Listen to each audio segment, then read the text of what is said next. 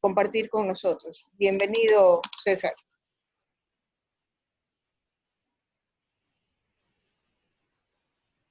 Muchas gracias, Lourdes, por tan generosas palabras y por recordar una etapa muy, muy bonita y además de mucho crecimiento en mi vida. Saludo también a Jorge Vallejo, presidente de Acción y APAC, a todos los miembros del directorio, a Teresa, coordinadora, y a cada uno de los que se han dado cita en esta tarde. Ya buenas tardes con todos.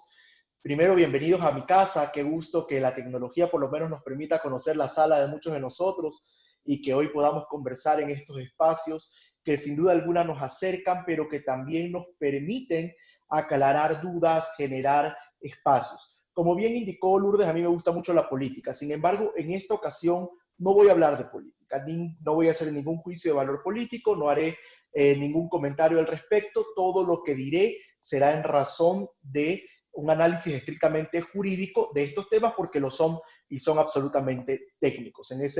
Partiendo con esa aclaración, mi querida Lourdes y querida Teresa, voy a proceder a compartir la pantalla para poder mostrarles una presentación que yo he preparado para esta tarde del día de hoy. No sé si ya está, me confirma Teresa, si ya está lista la pantalla y si se escucha bien el audio.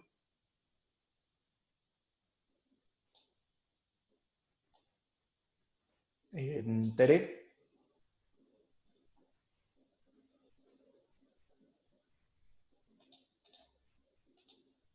Bueno, debo suponer que sí. Esperemos que así sea. En todo caso, Digo, Jorge. sí, Ya. escucho perfecto, te hacía la manita que sí. Perfecto, ya, es que no te veía porque lo puse un poquito para acá las gestas. Bueno, el tema que hoy nos convoca es el derecho laboral ahora y después del COVID.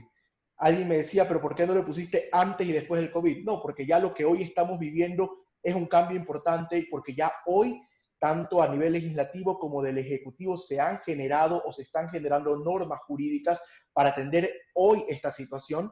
Entonces hay que hacer el análisis de lo que pasa con el derecho laboral hoy con el COVID y también, por supuesto, como empresarios, como previsivos, que son muchos de ustedes, mirar hacia el futuro, qué es lo que se viene. En ese sentido, yo los invito a que mantengamos esta conversación y que luego de este diálogo, además de las preguntas que seguramente será la parte más enriquecedora de esta tarde, podemos también seguir la conversación en las redes sociales, donde podemos también luego conversar sobre estos y otros temas.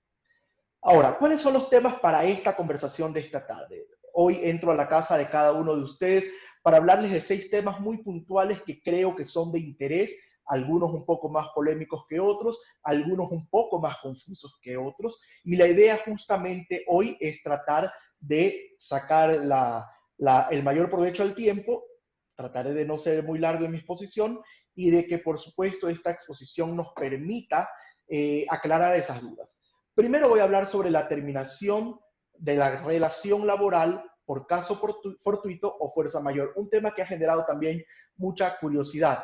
Luego hablaré de la suspensión de la jornada presencial, luego hablaré muy brevemente de cómo está variando el tema de las vacaciones. A continuación estaré comentando el tema del teletrabajo, que es algo que hoy estamos viviendo, bien o mal, ya lo veremos. Luego el tema polémico de si se debe o no excluir al COVID como enfermedad profesional, y al final de esta charla hablaremos justamente del futuro del mundo laboral luego de este COVID-19. Ahora bien, en el tema de la terminación del caso fortuito fuerza mayor, ahí hay que hablar muchísimo, trataré de ser lo más breve posible, trataré de sintetizar el tema en la mayor medida.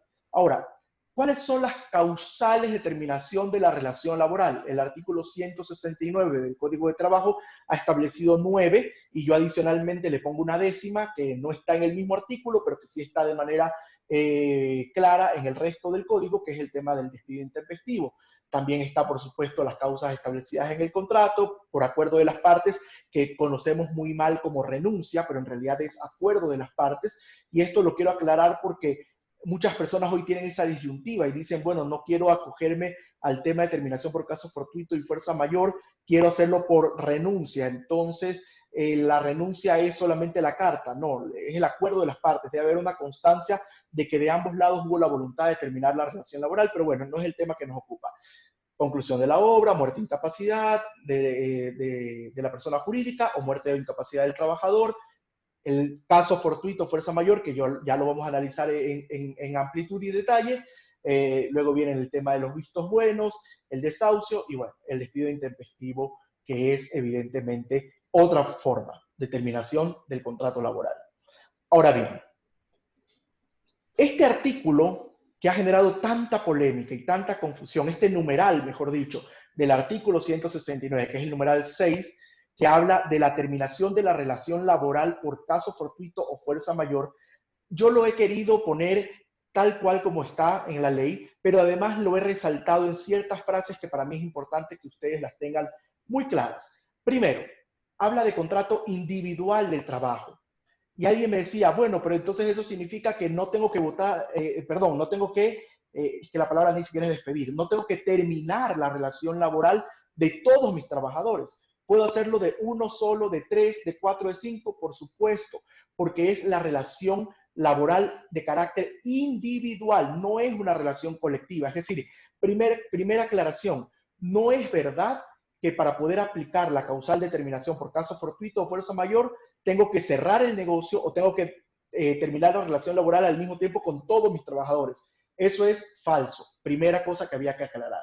Segundo, esto se da por caso fortuito o por fuerza mayor. ¿Qué son caso fortuito y fuerza mayor? Eso ya lo vamos a ver en un segundo más en detalle. No son otra cosa sino eximentes de responsabilidad. Pero vamos al desglose de este numeral. Que imposibiliten el trabajo. Primero, es individual. Segundo, caso fortuito, fuerza mayor, es decir, que no depende de mí. Tercero, que imposibilite el trabajo. Y ahí voy a poner un ejemplo. A mí me gusta usar analogías para poder entender mejor las cosas. Además que no todos aquí somos abogados y hay que explicar de manera detenida. Voy a poner un ejemplo para que todos nos quede claro. El claro ejemplo del restaurante. Si yo tengo un restaurante y que en razón de la pandemia hay una suspensión de la jornada presencial que además impide que la gente venga a mi restaurante a comer, yo tengo toda una estructura armada. Tengo cocineros, tengo la recepcionista que es cajera y que coge los pedidos a domicilio y tengo los meseros. En el caso del restaurante, por ejemplo, si el gobierno me permite a mí, ya como en efecto hoy se permite, los pedidos a domicilio, pero no recibir gente en el restaurante, eso significa, por ejemplo, que yo podría continuar mi relación laboral con mis cocineros, continuar la relación laboral con la recepcionista, que es quien toma los pedidos, y la cajera, pero, por ejemplo, podría dar por terminada la relación laboral con los meseros, porque al no tener gente presente en el restaurante, yo obviamente podré prescindir de ellos. No estoy liquidando el negocio, no estoy cerrando la empresa, no estoy sacando a todos los trabajadores. Solamente aquellas personas cuyo trabajo está imposibilitado de ser realizado. Es decir, la imposibilidad del trabajo es otro de los requisitos. Luego, la ley habla de varios ejemplos de fuerza mayor o caso fortuito. Incendio, terremoto, tempestad, explosión, plagas del campo, guerra y en general cualquier otro acontecimiento extraordinario. ¿Qué significa que sea extraordinario? Sencillo, algo que no pasa todos los días. No todos los días hay una pandemia en el mundo. No todos los días el gobierno nacional decide la suspensión presencial laboral. Es algo que no pasa todos los días, es algo extraordinario. Otro requisito. Además, es algo que los contratantes, es decir, el trabajador y el empleador, no pudieron prever. Digamos, yo no sabía hace un año, cuando contraté a los meseros, que luego de un año iba a tener que terminar la relación laboral por esta pandemia. Yo no lo sabía, no lo podía prever. Pero también, aún pudiéndolo prever, no se pudo evitar. Por ejemplo, yo sabía ya más o menos desde octubre, noviembre del año pasado que había una pandemia, una enfermedad desconocida en China. Yo lo sabía. ¿Podía evitar que eso llegue al Ecuador? Yo como empleador no lo podía hacer. No sé si el gobierno, menos. O sea, digamos, ya eso será una discusión de otra línea. Pero era una situación que no podía ser prevista o, pudiendo ser prevista, no se pudo evitar. Esa es la situación ante la que estamos. Entonces, hoy el Ecuador vive un momento en el que se perfecciona esta causal y puede ser aplicada Para algunos casos, ya vamos a ir viendo, además de estos requisitos que he dicho, cuáles sí y cuáles no. Perdón. Decía, ¿qué son el caso fortuito y la fuerza mayor? Para entenderlo muy rápidamente, caso fortuito es un hecho de la naturaleza, un terremoto como el que pasó en Manabí, por ejemplo. E incluso ese terremoto en Manabí nos ha ayudado a tener algo de referencia judicial de cómo más o menos actúan los jueces en este tipo de casos, porque muchas empresas cuyos edificios fueron derrumbados en Manabí aplicaron esta causal. Caso fortuito, un terremoto. La fuerza mayor, en cambio, es una acción humana que a mí me impide, digamos, realizar, me imposibilita mi trabajo, que es lo que dice básicamente la causal. En este caso, en el caso puntual del Ecuador, ojo, repito, no voy a calificar si está bien o está mal, eso ya es una discusión de otra dimensión, pero en el caso del Ecuador existe un decreto ejecutivo. Ese decreto ejecutivo, decretado por el presidente de la República, declara el estado de excepción y la suspensión en el artículo 6 de la jornada laboral presencial. Entonces, estamos frente a un hecho que evidentemente no depende del empleador, no depende de la persona dueña del restaurante, en el caso que yo he puesto como ejemplo. Estado de excepción, suspensión de la jornada laboral. Luego, alguien me decía, bueno, pero entonces voy a despedir a mis trabajadores por caso fortuito y fuerza mayor. No, señor. Yo ya les había explicado que hay 10 causales de terminación de la relación laboral. Una de ellas es el caso fortuito y fuerza mayor. Y otra de ellas es el despido. Es decir, no es lo mismo. El despido es una decisión unilateral. Es un hecho ajeno a la relación laboral. En cambio, lo que nos lleva a la terminación por caso fortuito y fuerza mayor. En el caso del despido es una decisión unilateral de la empresa, del empleador. En el caso del caso fortuito, fuerza mayor, no es arbitrario. Es decir, no es porque a mí hoy me cayó mal este trabajador, lo voy a sacar. No, digamos, hay una justificación que yo además debo probar. Yo debo poder probar luego si es que este trabajador que ha salido por caso fortuito, fuerza mayor, lleva este conflicto al ámbito judicial. Yo necesito poderle probar al juez por qué hubo caso fortuito y fuerza mayor. En el caso del Ecuador, en este momento, razones hay bastantes. Alguien me decía, bueno, si no es despido, entonces es liquidación del negocio. Y claramente les dije al principio de esta conversación que no es verdad, porque la liquidación del negocio, del artículo 193 del Código de Trabajo, si no me equivoco, habla de la liquidación total del negocio. Y en el caso del restaurante que yo les comenté, por ejemplo, puede sobrevivir la cocina y la caja. Quizá ya los meseros no tienen la posibilidad de trabajar, está imposibilitado su trabajo. Pero en cambio, una liquidación del negocio es cuando, por ejemplo, usted tiene una inversión equivocada, comete un error en una inversión y esto genera pérdidas y cierra el negocio. Es una decisión además de carácter unilateral. La empresa decide cerrar porque ya no puede más. Y esto genera, eso sí, el pago de una indemnización y desahucio. Indemnización por despido intempestivo y un valor adicional en razón del desahucio, que son dos valores que el Código de Trabajo exige de manera adicional en el caso de la liquidación del negocio. Pero les repito, la terminación por caso fortuito y fuerza mayor no es, bajo ninguna circunstancia, siquiera parecido a la liquidación del negocio. Ahora, ¿cómo liquido yo a un trabajador por caso, que termina su relación laboral por caso fortuito y fuerza mayor? Yo tengo que pagarle el proporcional de sus vacaciones, tengo que pagarle el proporcional de la 13ª remuneración, proporcional de la 14ª remuneración, esto si es que los ha acumulado, porque si los ha cobrado mensualizados, no tendría derecho, sino al proporcional de ese mes que tenía que cobrarlo mensualizado.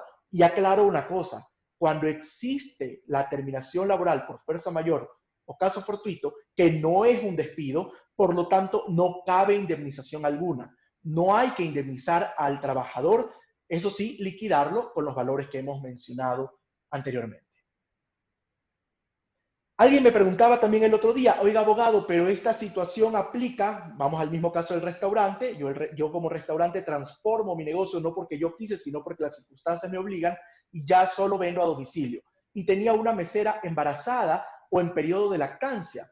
Entonces alguien me dice, bueno, ahí aplica el despido ineficaz porque yo no puedo despedir a una mujer embarazada, lo dice clarito el Código de Trabajo. Por supuesto, usted no la puede despedir, pero en este caso, la aplicación del caso fortuito y fuerza mayor no es un despido.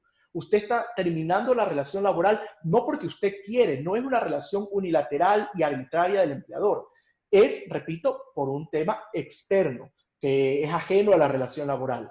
Por lo tanto, y hay una sentencia, si no me equivoco, de Manaví, que habla clarito del tema, donde exactamente el juez determina que en el caso de la mujer embarazada, es verdad que sí existe a nivel de constitución y a nivel de ley una protección especial y lo propio para las mujeres en edad, en periodo de lactancia. Sin embargo, también aclara la sentencia que esto se aplica para el despido, no para el caso fortuito o fuerza mayor, que es una causal determinación muy diferente al despido. Por lo tanto, puede aplicarse el caso fortuito o fuerza mayor para una mujer embarazada o en el periodo de lactancia. Sí, sí puede aplicarse.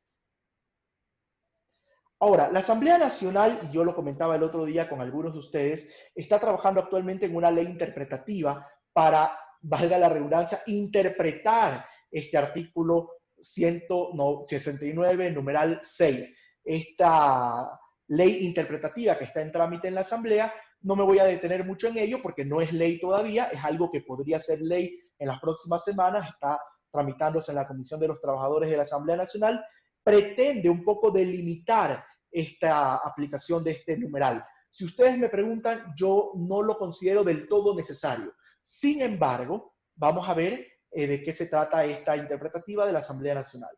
La Asamblea Nacional quiere aclarar que la imposibilidad de realizar el trabajo por caso fortuito o fuerza mayor debe necesariamente estar ligada al cese total y definitivo de la actividad económica del empleador, sea persona natural o jurídica. Y ahí yo no estoy de acuerdo, porque como les he comentado, el caso del restaurante, yo necesito seguir trabajando, yo puedo seguir trabajando vía domicilio. Entonces mis cocineros y mi cajera tienen que seguir trabajando, ellos, su trabajo no está imposibilitado. Pero claramente sí hay una imposibilidad para, por ejemplo, seguir teniendo meseros, porque los meseros evidentemente ya no son necesarios si la gente no puede venir a mi establecimiento. Hay una imposibilidad de trabajo. Entonces, por ejemplo, ahí me parece que la Asamblea estaría cometiendo un error. Luego dice que habrá imposibilidad cuando el trabajo ya no se pueda llevar a cabo por los medios físicos habituales, como por los medios alternativos que permitan su ejecución, ni aún por medios telemáticos. Estaría de acuerdo, sin embargo, no estoy de acuerdo con el cese total y definitivo de la actividad económica del empleador. Eso no estaría bien. Luego, habrá imposibilidad también cuando exista prohibición expresa de la autoridad competente de la realización de la actividad en particular derivada del caso fortuito fuerza mayor. Ahí para mí están mezclando dos cosas que no tienen mucha relación, pero está en la interpretativa. Luego habla de la imposibilidad parcial, en la que yo sí estoy de acuerdo, que habla de terminar únicamente las relaciones laborales en las que existan esa parte específica del negocio que será cesado. El tema de los meseros en un restaurante, por ejemplo. No será aplicable si el empleador mantiene actividad económica de su negocio al momento de terminar la relación laboral. No estoy de acuerdo porque, repito, no es liquidación del negocio. Están confundiendo el 169.6 con el 193. No es lo mismo. Y luego habla de que tampoco será aplicable esta causal cuando el cese total de la actividad económica se realice por simple voluntad del empleador y no como consecuencia del caso fortuito o fuerza mayor. Aclaración que creo que es innecesaria porque se sobreentiende de la sola lectura del numeral 6, pero digamos que lo que abunda no estorba. Pero mientras se aprueba esa ley interpretativa, con todo lo que yo les he comentado, es importante, eso sí, que las autoridades tengan un control estricto de lo que se está haciendo. Incluso el Ministerio de Trabajo ha pedido que todos los contratos que se terminen por razón de causa fortuito o fuerza mayor sean registrados en el Ministerio de Trabajo por un tema de control. Y me parece que está bien. Ahora, es un requisito reglamentario, no es un requisito legal. No es que para poder terminar la relación tengo que inscribirlo en el Ministerio de Trabajo. Esto es una consecuencia posterior. La relación laboral, inmediatamente que se activó la causal de fuerza mayor o caso fortuito, se aplica ipso iure, es decir, de pleno derecho. Siguiente. Espero que esta parte del tema del caso fortuito y fuerza mayor, que es un poco confuso, que es un tema que ha generado polémica, nos haya quedado un poco más claro al menos que antes. Y si no, en la parte de preguntas luego podré solucionar cualquier duda. Ahora hablaremos del tema de la suspensión de la jornada laboral.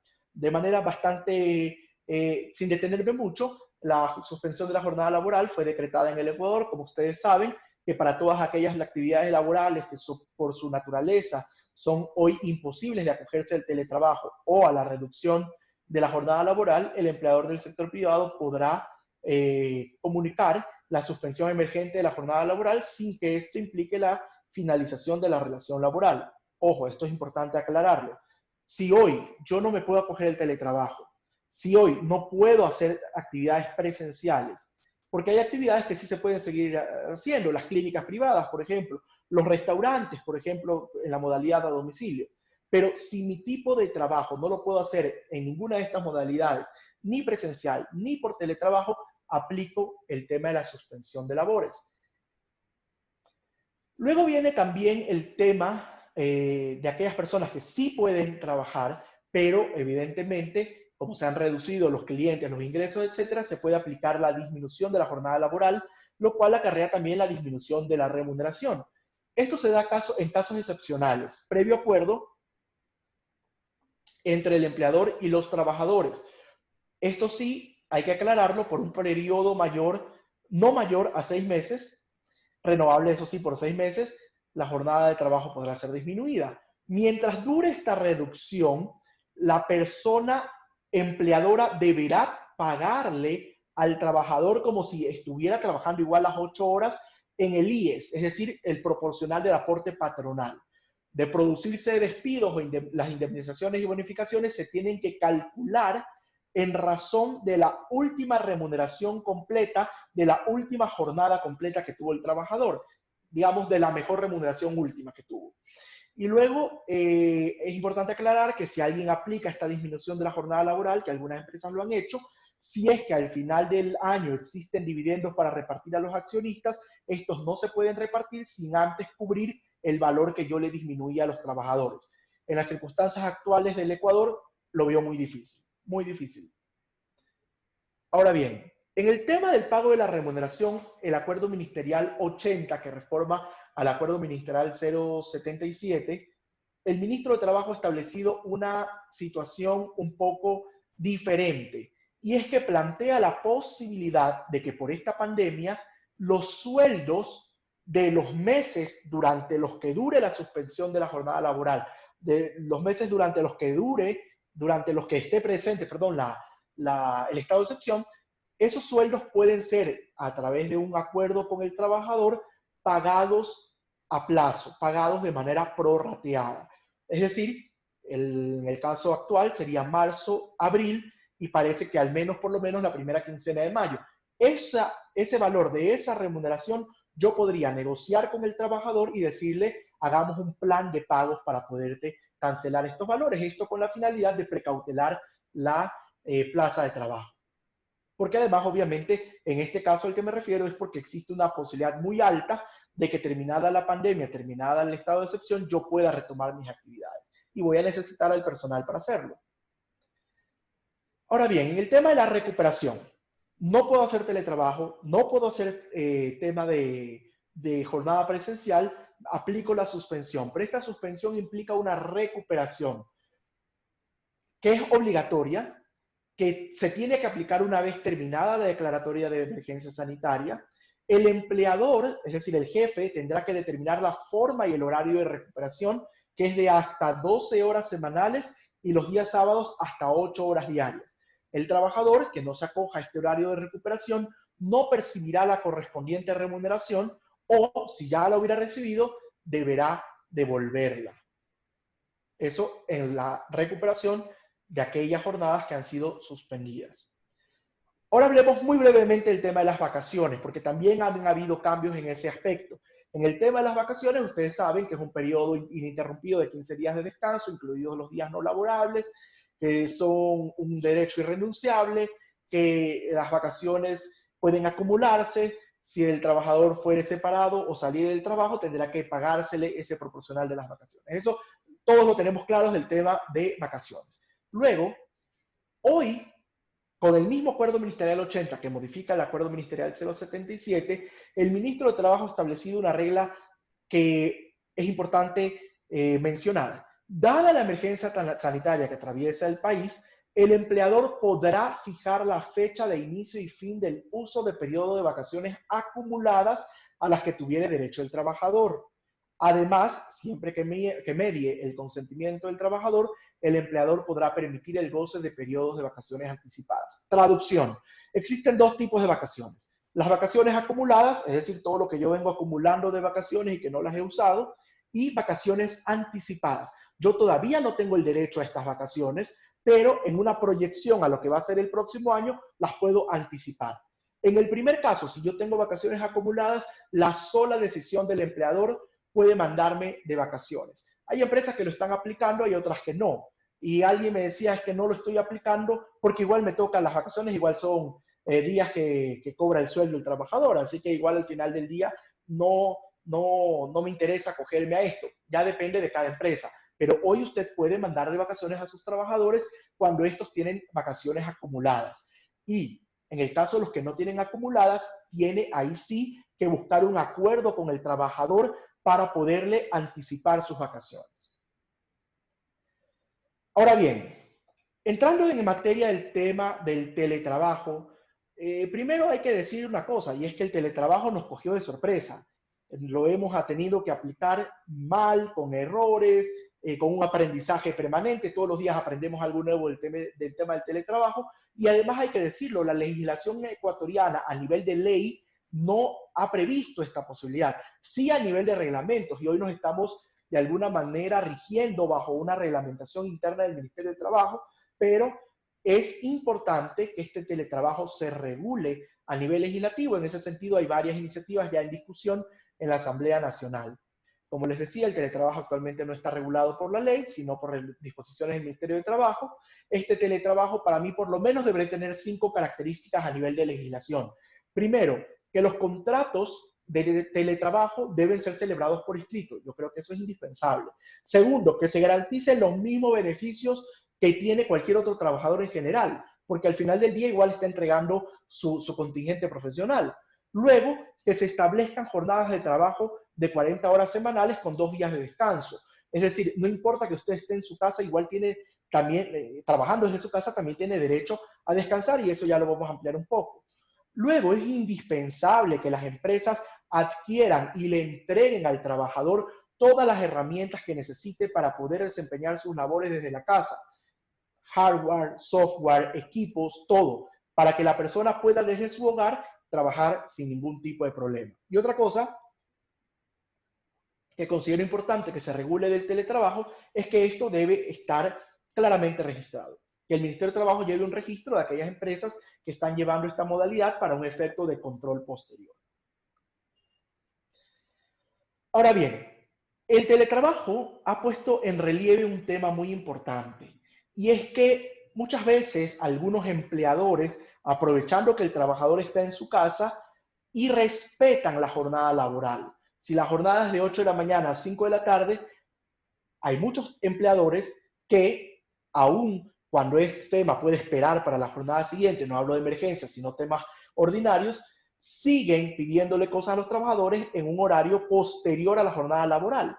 Eso se llama, digamos, lo contrario, o lo que no debería, que esta situación no debería darse, es el derecho de desconexión digital.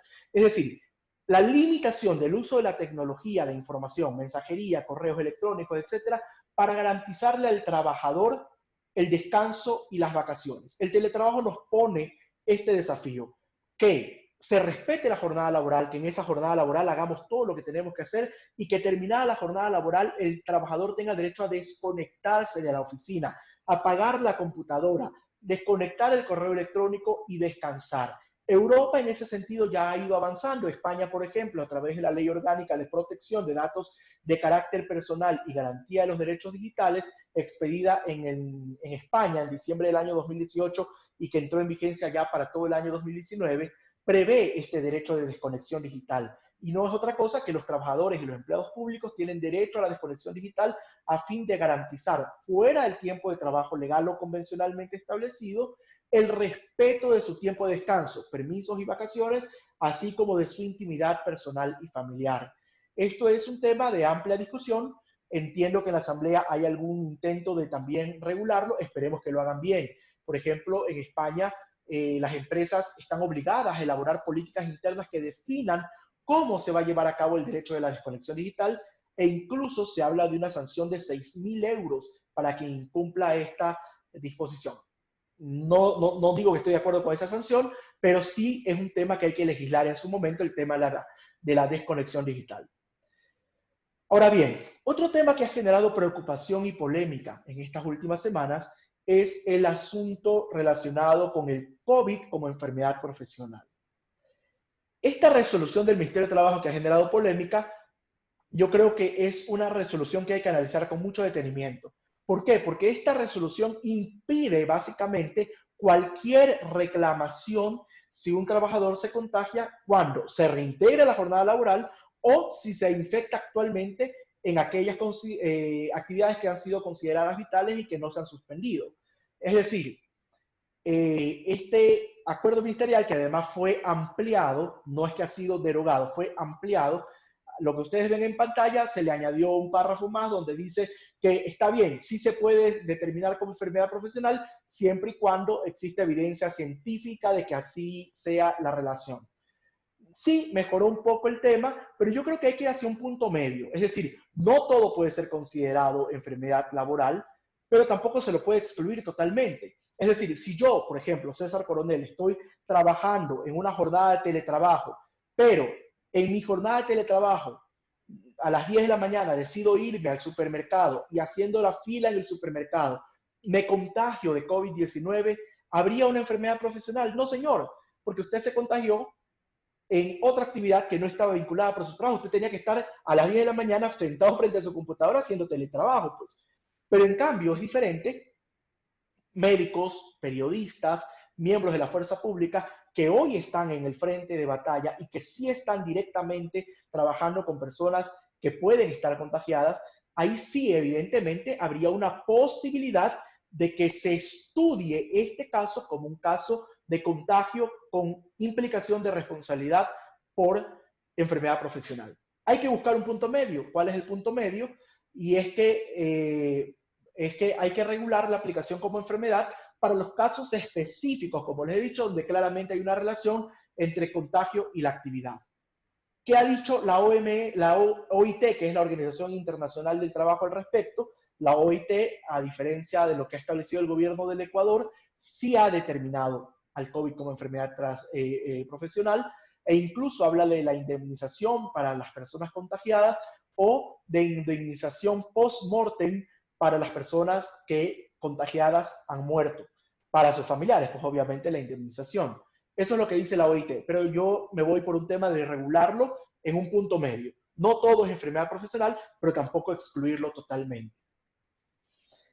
Y ya para ir concluyendo, amigos, porque estoy seguro que tienen muchas preguntas, por ahí he visto que ha saltado el chat, no he podido leerlas todavía porque estoy compartiendo pantalla, para hablar de un tema que a mí me apasiona y que se ha puesto en evidencia, en relieve, en discusión en estos días.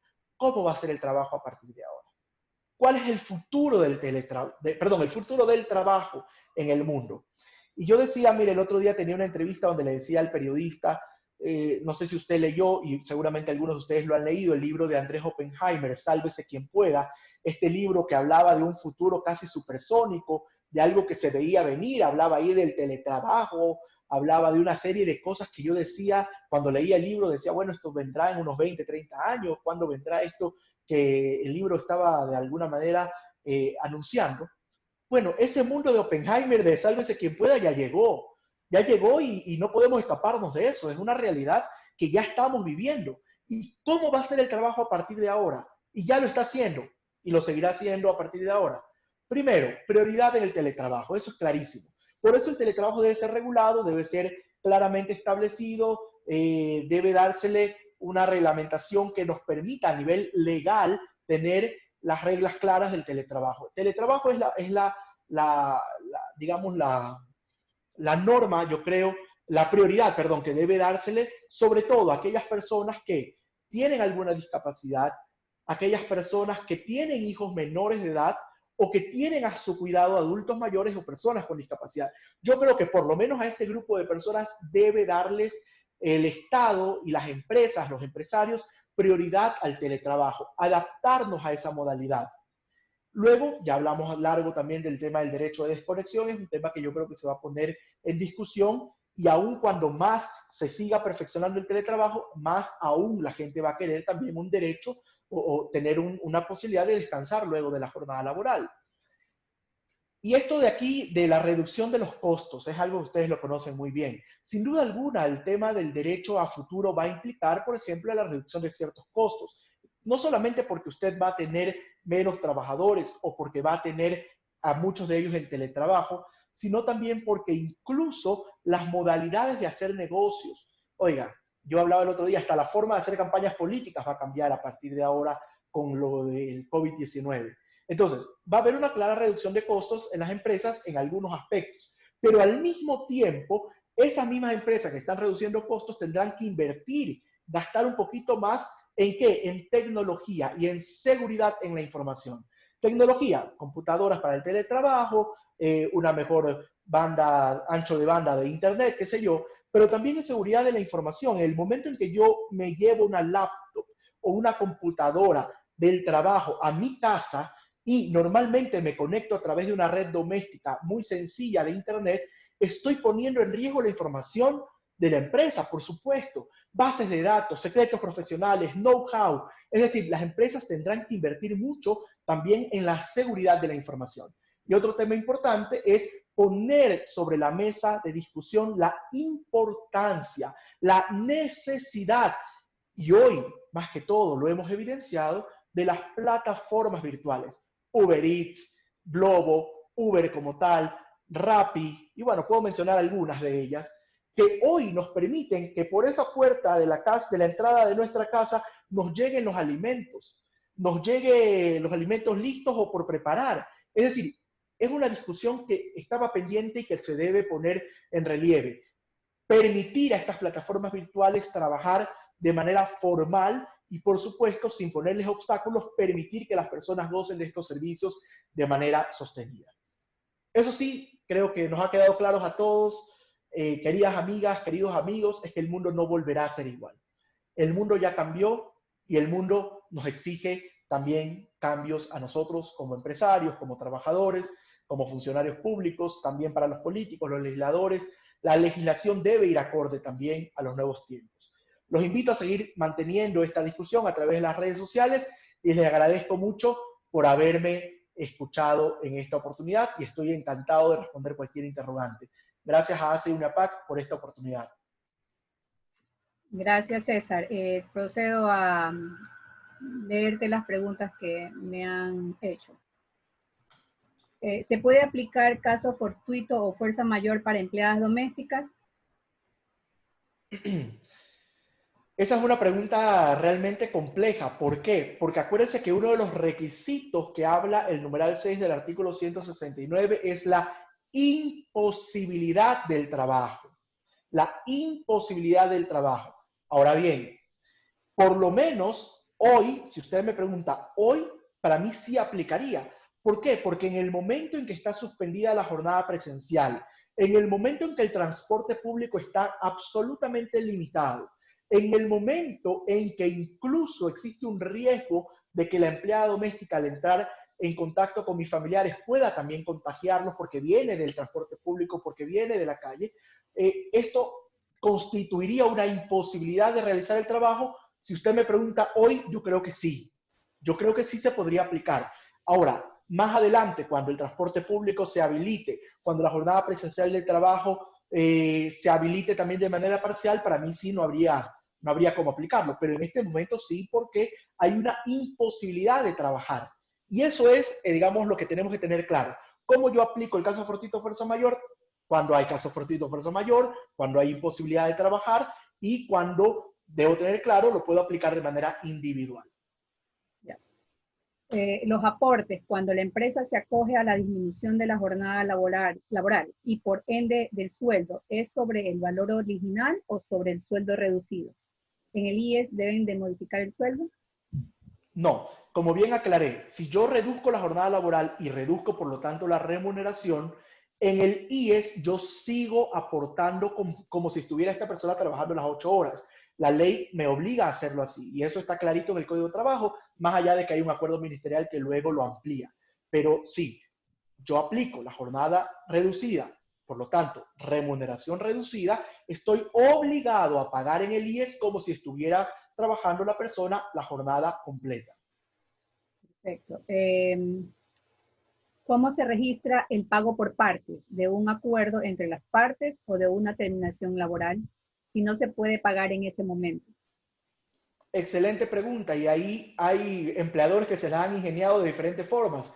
Yo conocí hace pocas semanas el caso de un empleador que había hecho mediante videoconferencia a través de la misma plataforma que ustedes y yo estamos, uno a uno, una conversación grabada con los trabajadores en la cual llegaba con cada uno de ellos a un acuerdo para el pago de la remuneración por partes.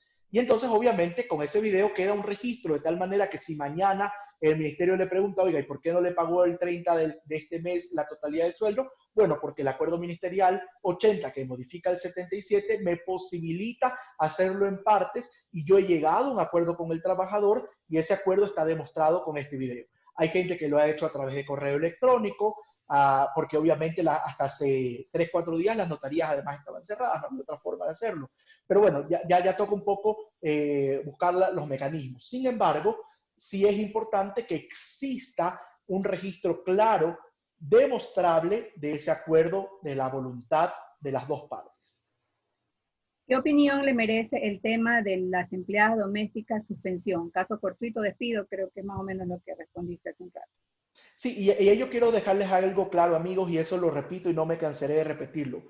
No es lo mismo terminación por caso fortuito, fuerza mayor que despido. No es lo mismo. No se parecen ni en la forma de aplicarlo, ni en el origen de la voluntad, ni tampoco en la forma de liquidar al trabajador a nivel de pagos, me refiero. Entonces hay que distinguir. No es lo mismo el despido que el caso fortuito. Yo he visto casos de gente que me dice, yo no quiero aplicar el caso fortuito fuerza mayor, más allá de que legalmente podría hacerlo, y he preferido llegar a un acuerdo con mis trabajadores y hacerlo por lo que conocemos como renuncia. Bueno, es válido, ya depende de cada empresa cómo lo hace. Sin embargo, hay que tener mucho cuidado, y esto me olvidé de mencionarlo, Teresa y amigos, Jorge, Lourdes. Cuidado con lo que usted escribe en el papel. ¿Por qué? Porque hay mucha gente que le manda un correo y dice, señor trabajador, termino la relación laboral por caso fortuito y fuerza mayor por las siguientes razones. Y ponen pues un discurso y un retahílo de cosas. Yo ahí le digo, tenga cuidado.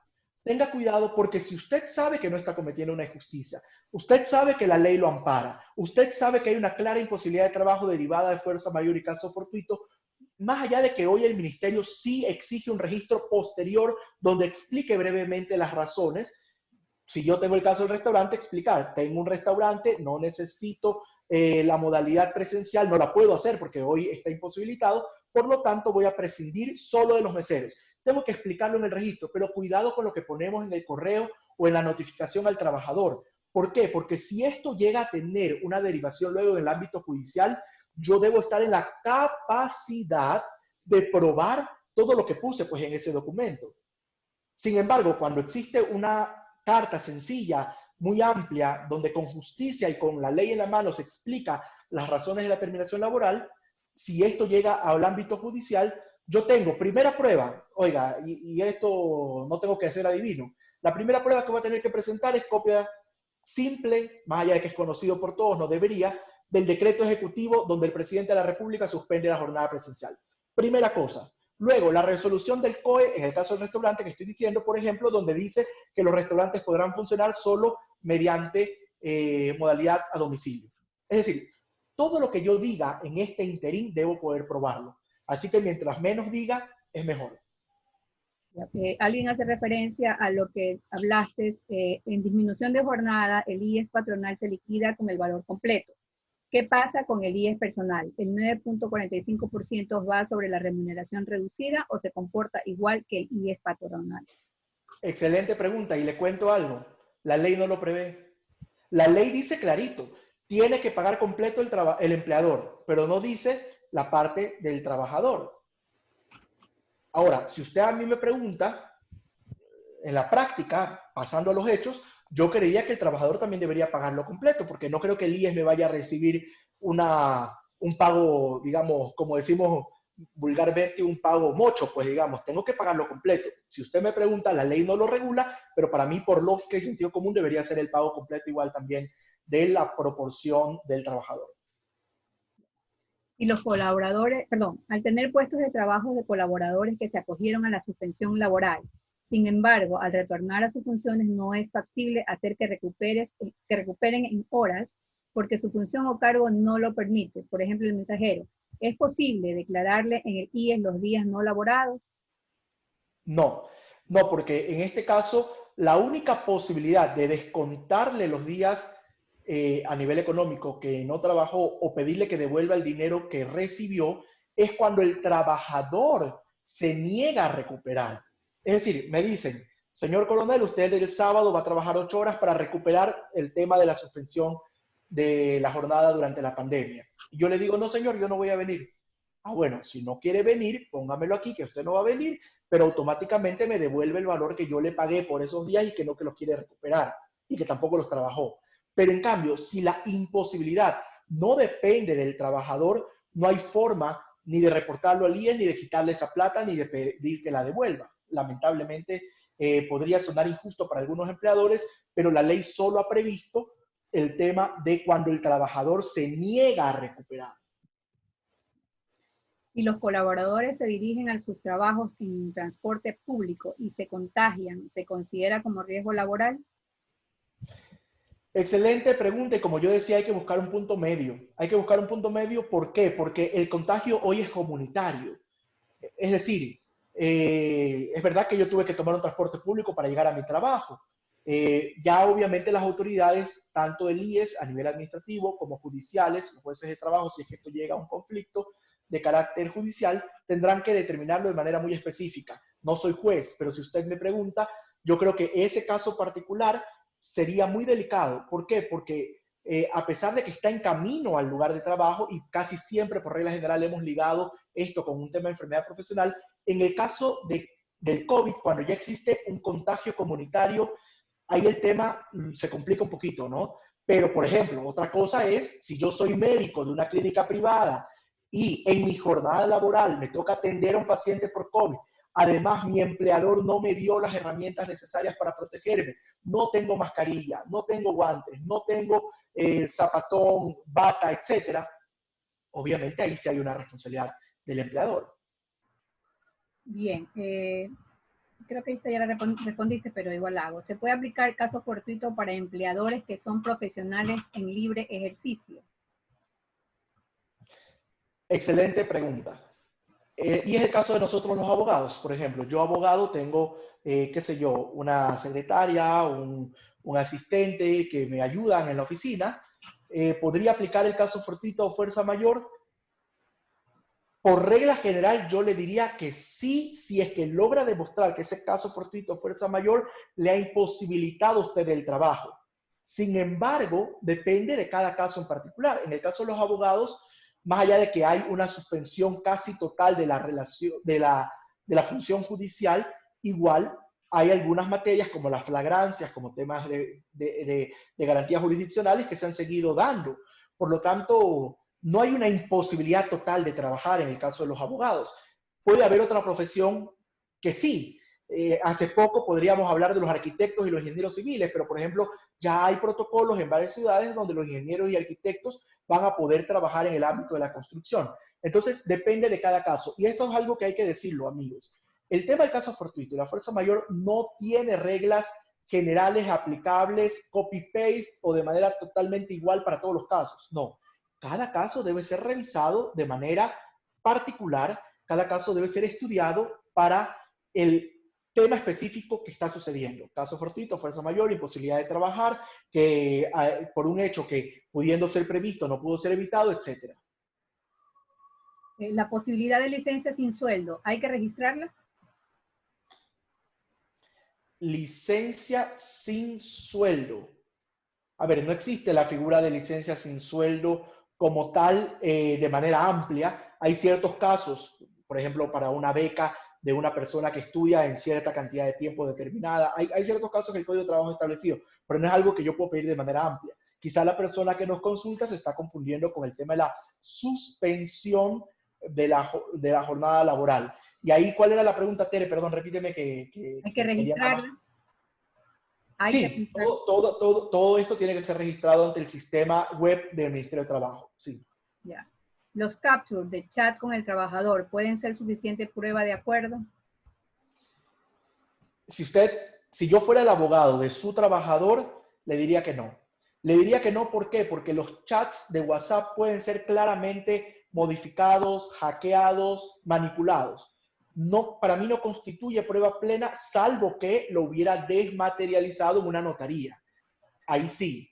Y obviamente tendría pues que tener además un certificado de la compañía telefónica que determine que ese número telefónico le pertenece a este trabajador y la desmaterialización del chat ante un notario. Para mí es un poco más complejo. En el sector público, ¿bajo qué condiciones se puede llegar a suprimir partidas? Bueno, en el sector público, ustedes saben que hoy se están dando una serie de acciones con el objetivo de reducir costos, algunas muy claras y otras medio confusas. Incluso hoy ahí está circulando un oficio del Ministerio de Finanzas donde se obliga a hacer ciertos cambios, se prohíben ciertos contratos, etcétera, y eso no necesariamente está muy establecido en alguna ley o un reglamento, es simplemente un oficio del Ministerio de Finanzas. Hay muchas subjetividades, pero la supresión de partidas tienen, digamos, unos parámetros claramente establecidos en el ordenamiento jurídico. Sin embargo, lo que hoy se está dando no es tanto supresión de partidas, sino la prohibición de renovar ciertos contratos que ya se han vencido o la prohibición de contratar a personas nuevas en el nivel operativo y jerárquico superior, salvo que se justifique la necesidad institucional, dejando claro además que las personas a las que no se pueda contratar tendrá que esas funciones delegarse a otro trabajador que esté en funciones. En el tema de los empleados que están in-house en las empresas de nuestros clientes y no están realizando ningún trabajo, ¿se los puede liquidar y cómo sería su liquidación? ¿Como despido o no? Si es un caso en el que yo tengo in-house a un trabajador, y eso pasa, por ejemplo, con los estudios jurídicos, que le asigno a un asistente legal para una empresa, o pasa con las empresas, sobre todo de seguridad, de limpieza, etcétera. Bueno, si esta empresa que me contrata el servicio no está trabajando, o peor aún, se extingue la persona jurídica, cierra el negocio, se liquida, qué sé yo. Pero bueno, cualquier razón que imposibilite que esta persona que estaba in-house no pueda acudir a su lugar de trabajo y que además esa modalidad de trabajo no lo pueda hacer a través de teletrabajo, por ejemplo, evidentemente yo sí podría acogerme al caso fortuito o fuerza mayor para terminar la relación laboral. Hay una pregunta de alguien muy puntual. Dice, mi jefa dice que ponga la renuncia que ella va a cerrar la isla que vendemos ropa de bebé. Me ofreció pagar por un tiempo seguro voluntario porque dice que no tiene plata. ¿Es esto legal? ¿Me puedo acoger a esto? Si es una isla de un centro comercial que no vende productos de primera necesidad, que evidentemente se ve imposibilitada de trabajar, que no tiene trabajo presencial, que por caso fortuito y fuerza mayor evidentemente no pudo prever la posibilidad, no pudo evitar, perdón, la posibilidad de que este negocio deje de funcionar, como en efecto seguramente está paralizado, para mí claramente la empleadora podría acogerse al caso fortuito y fuerza mayor. Yo creo que en el caso puntual que usted me pregunta, más bien su jefe lo que está queriendo es llegar a un acuerdo con usted para hacerlo por renuncia y que así usted pueda cobrar una liquidación un poco más alta que lo que cobraría si fuese por caso fortuito o fuerza mayor.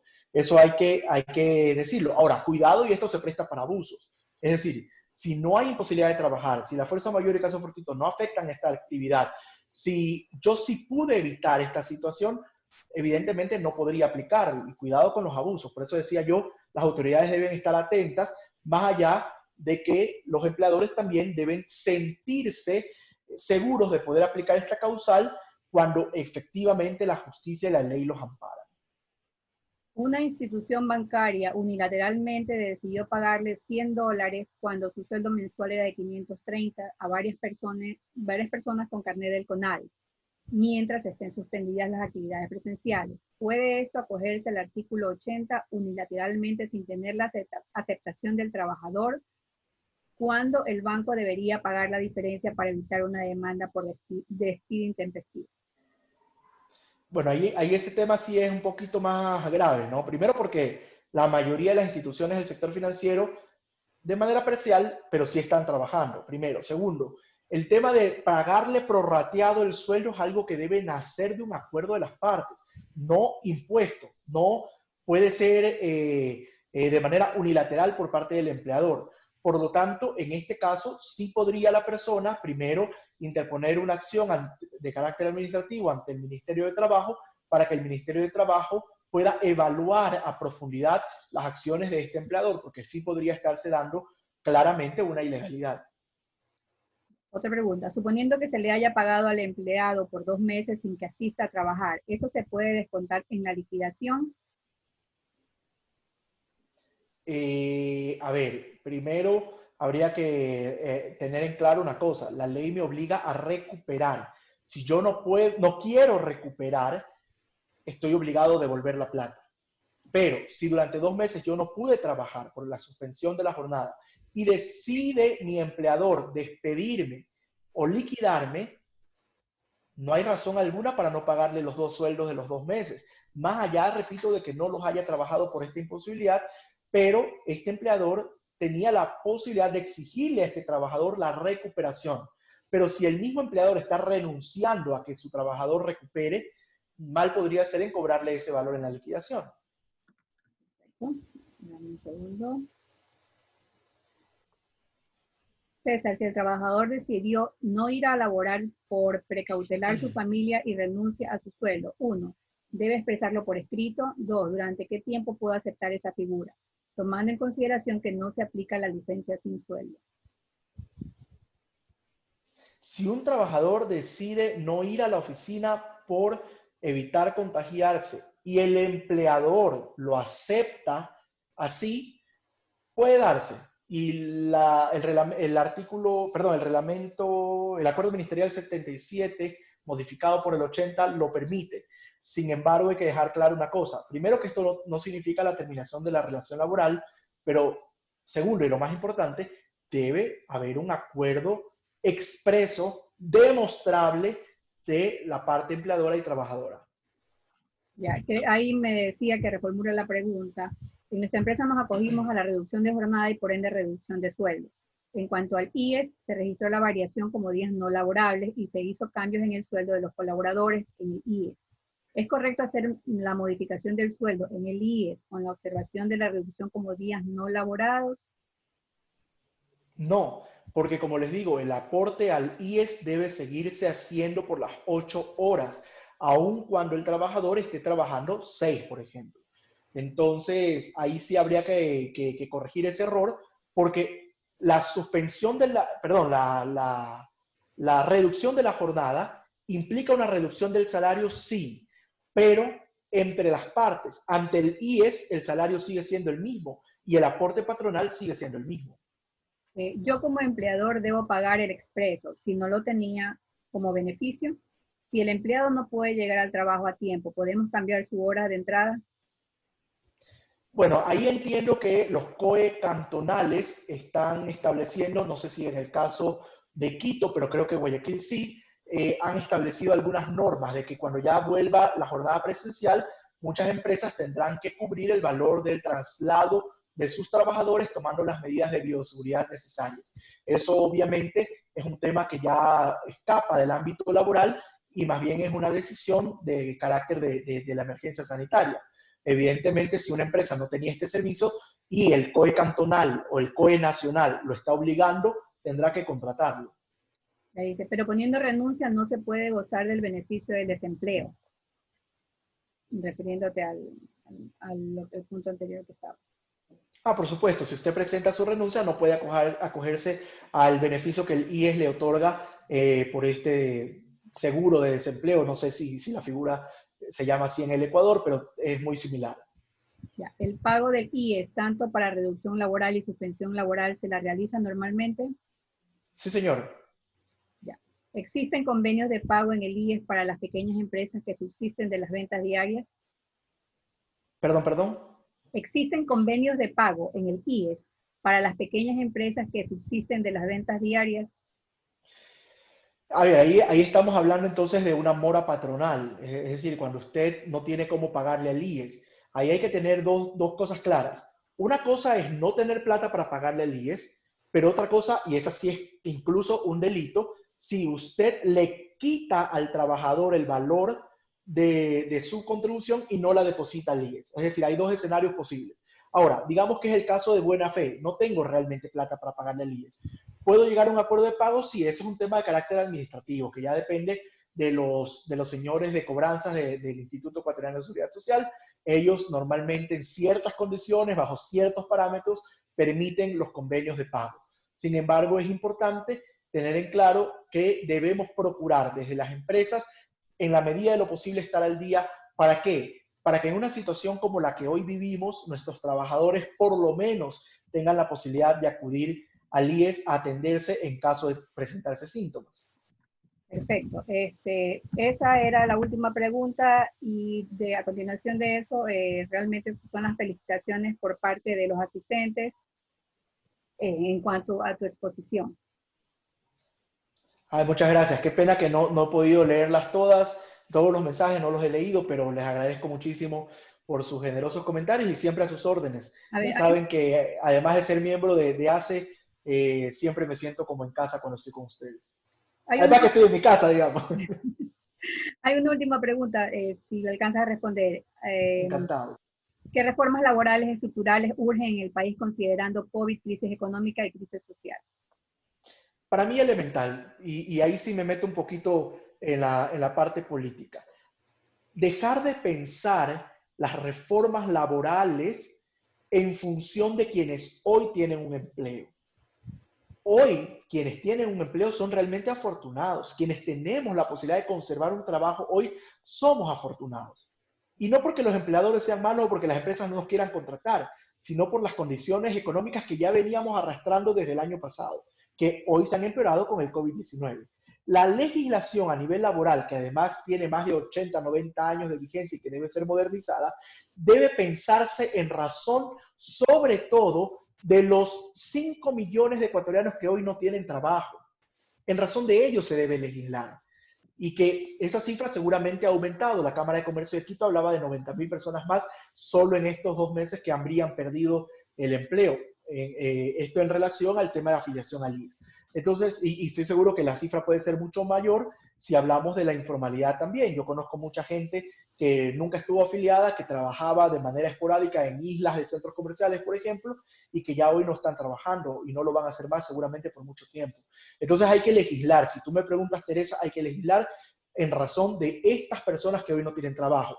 Normas que, sin afectar los derechos de los trabajadores, le permitan cierta flexibilidad de contratación al empleador, sobre todo a los más jóvenes. Oiga, yo ya tengo 32 años, ya no me puedo incluir. Lourdes me recordará cuando era más joven, yo siempre decía, nosotros los jóvenes, yo no sé si todavía tengo el derecho a seguirlo diciendo. Sin embargo, muchos que se gradúan del colegio hoy no tienen la posibilidad de estudiar en una universidad ni de trabajar. Oiga, por ellos hay que legislar también. Y no se trata de darle herramientas de explotación a los empleadores, no señor, sino oportunidades de trabajo. Si yo tengo 3 o 4 horas libres de mi jornada diaria de estudios para poder trabajar, ¿por qué no hacerlo? Pero además adquiero experiencia, además tengo un ingreso adicional que me permite, no sé si pagar mis estudios, pero al menos tener para la hamburguesa el fin de semana con la novia o el cine, qué sé yo. Estoy poniendo un ejemplo de un joven recién graduado del colegio. Perfecto. Por mi parte, te agradezco mucho, César, y le doy la palabra. Un ratito, por favor. Bueno, aquí en los comentarios podrás ver las gracias que te dan todos. Y cedo la palabra a Jorge Vallejo. Bueno, brillante, César, tu exposición, muy clara, precisa, amplia. Yo pienso que todas las inquietudes han sido resueltas y realmente estamos muy complacidos de haberte invitado. Los reconocimientos, los agradecimientos y felicitaciones son múltiples. Y te haremos llegar el reconocimiento que está en pantalla por tu desinteresada colaboración. Siempre, no es la primera vez, son varias veces que has colaborado con nosotros. Ahora en un tema tan actual e importante. Muchas gracias a todos por habernos acompañado y esperamos verlos en una próxima reunión, un próximo encuentro virtual. Muchas gracias y mucho éxito y quédense en casa, por favor. Gracias, un abrazo. Gracias a todos, gracias César.